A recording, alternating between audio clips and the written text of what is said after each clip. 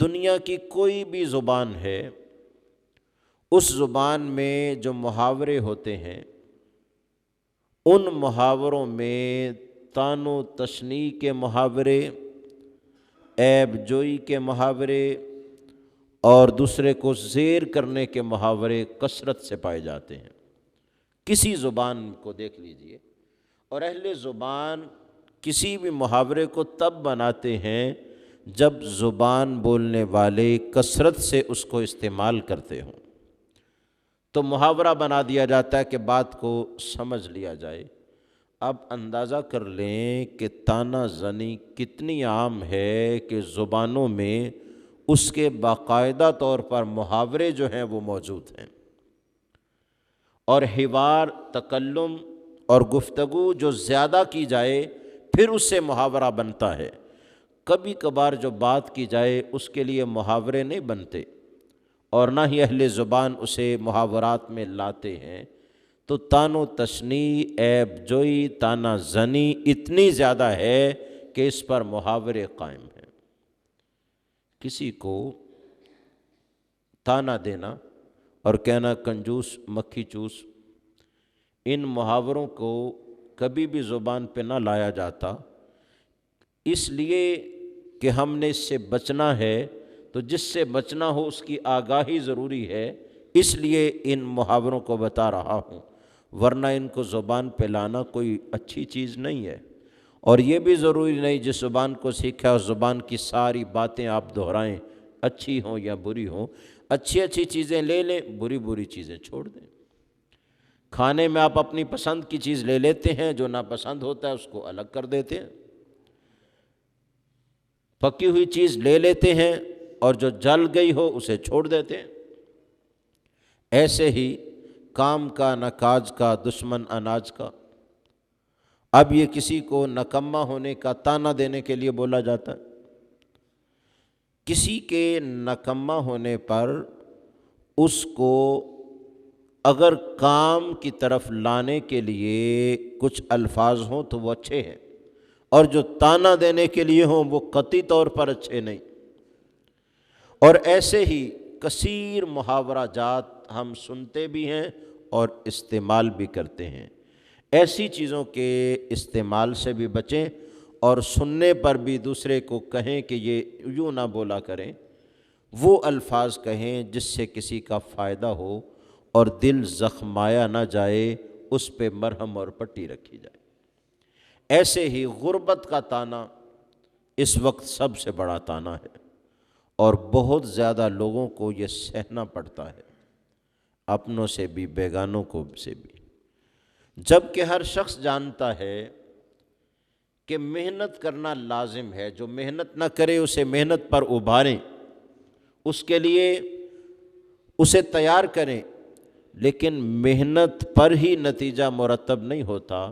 ہاں، اللہ کسی کی محنت کو ضائع نہیں کرتا، جو محنت کرے اللہ اسے کامیابی ضرور دیتا ہے، لیکن اس کی تقسیم جو ہے اس پہ راضی رہنا ضروری ہے۔ رزق کشادہ ہے یا تنگ ہے، اللہ یبسط الرزق لمن یشاء ویقدر، اللہ جس کا چاہتا ہے رزق بڑھا دیتا ہے، جس کا چاہتا ہے تنگ کر دیتا ہے۔ ایسے ہی کسی کی جسامت پر طعنے دینا، اللہ نہ کرے کسی کی ٹانگ درست نہیں تو اسے لنگڑا کہہ کے بلانا، کئی اور طریقوں سے اسے بلایا جا سکتا ہے۔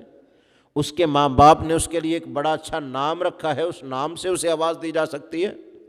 اپنا جو اس کے ساتھ تعلق ہے کہ وہ بھائی ہے، دوست ہے، ساتھی ہے، ہمسایہ ہے، محلہ دار ہے، اس تعلق کے ساتھ بھی اسے بلایا جا سکتا ہے۔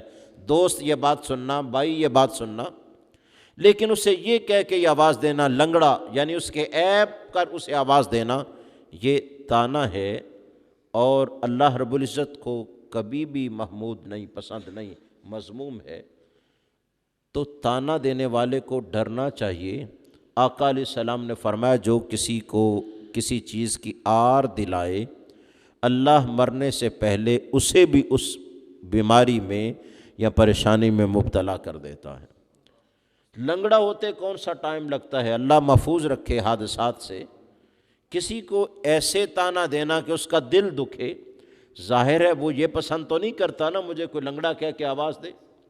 ایسے ہی چھوٹے قد والے کو بونا کہہ کے آواز دینا، کسی کی آنکھ درست نہیں اسے کانا کہہ کے بلانا. بھائی اللہ نے اس کو اچھا نام دیا ہے جو والدین کی شکل و صورت میں اسے میسر آیا ہے، انہوں نے وضع کیا ہے، اس کے ساتھ تمہارا تعلق ہے، دوستانہ ہے، رشتہ ہے.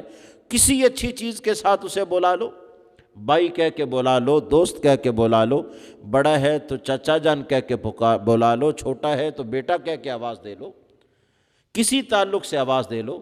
اور اگر نام نہیں بھی آتا تب بھی مسلم بھائی کہہ کے پکار لو، برادر کہہ کے بلا کرو، کوئی نام ایسا لو جو اسے اچھا محسوس کرے اور آپ کی آواز سن کے اس کا دل خوش ہو، اس کو ٹھنڈ پڑے. آپ نے اس کو کانا کہہ کے بلایا، آپ کی وہ آواز سن بھی لے، آپ کی طاقت کی وجہ سے، جرت کی وجہ سے، عہدے کی وجہ سے، منصب کی وجہ سے، مالداری کی وجہ سے کچھ بھی نہ کہے، تب بھی اس کا جو زخمی دل ہے، اس دل کے اور اللہ کے درمیان تو کوئی پردہ حائل نہیں نا. آقا علیہ السلام نے فرمایا اتقوا دعوۃ المظلوم فإنہ لیس بینہ وبین اللہ تعالی حجاب. فرمایا مظلوم کی دعا سے، اللہ کو بلانے سے ڈرو، اس کے اور اللہ کے درمیان کوئی پردہ نہیں ہوتا. لہٰذا کسی کو اچھے نام کے ساتھ ہم آواز دیں، اس کے وہ جو بری شناخت ہے یا نہیں ہے، سچ ہے یا جھوٹ ہے، اس سے بچیں.